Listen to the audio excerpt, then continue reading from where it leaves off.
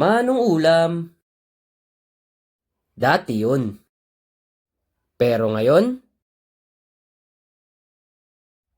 Nak, yung allowance ko.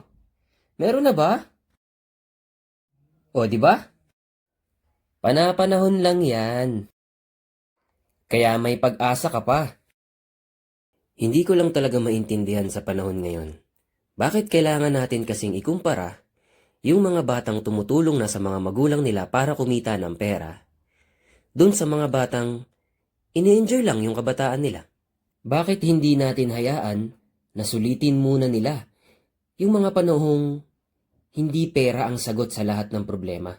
Yung wala silang ibang iniisip kung di makasama ang mga kaibigan nila. Huwag muna sana natin ipasok sa mga isipan nila na kinabukasan dapat kumita na ako ng pera. Kasi para na rin nating ninakaw yung kabataan nila kapag ganun. Sobrang bilis lang kasi ng panahon ngayon. Hindi natin mamamalayan na bukas makalawa, baka may sariling naling pamilya yung mga anak natin ngayon. Kaya habang bata pa sila, hayaan muna natin sana silang mag-enjoy.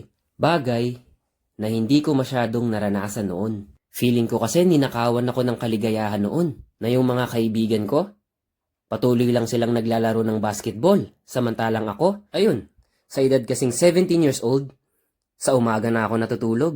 Tapos naka-duty na ako sa gabi as a crew ng isang fast food chain. Dinaya ko pa yung edad ko noon para lang makapagtrabaho. Pero hindi ko naman pinagsisisihan lahat ng ginawa ko sa buhay. Kasi yung mga karanasan ko, yun din yung nagdala sa akin dito kung nasan man ako ngayon. Pero hindi naman ito tungkol sa buhay ko lang. May gusto lang akong iparating na mensahe para sa mga kabataan ngayon. Huwag kayong masyadong ma-pressure sa buhay. Huwag kayong masyadong magpa-apekto kapag kinukumpara kayo sa ibang tao. Saka nyo na patunayan yung mga sarili nyo sa ibang tao. Sulitin nyo muna yung mga panahong simple lang yung makakapagpasaya sa inyo. Kasi darating at darating din yung panahong marirealize nyo na kailangan ko na palang magseryoso.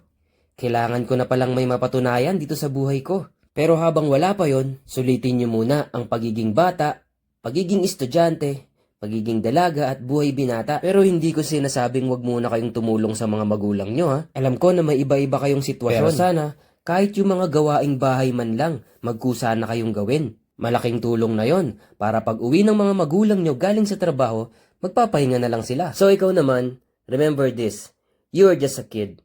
So you are supposed to enjoy life habang bata ka pa. So yun lang, ako po si Basurero TV. Peace!